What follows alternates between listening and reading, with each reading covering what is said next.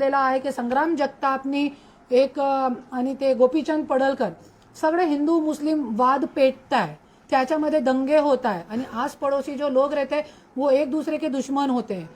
कुठेही त्यांच्याकडे विकासाचे मुद्दे कुठे नाहीये.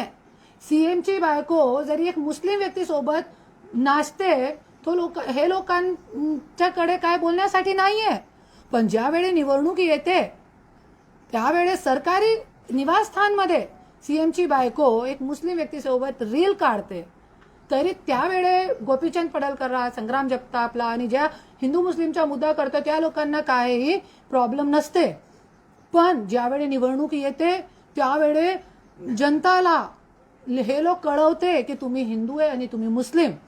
त्याच्यामुळे आज जातीपातीमुळे कुठे ना कुठे आपले समाजाच्या, आपले शहरच्या, आपले मुलाबाळांच्या सगळ्यांचा विकास थांबलेला. निवडणुका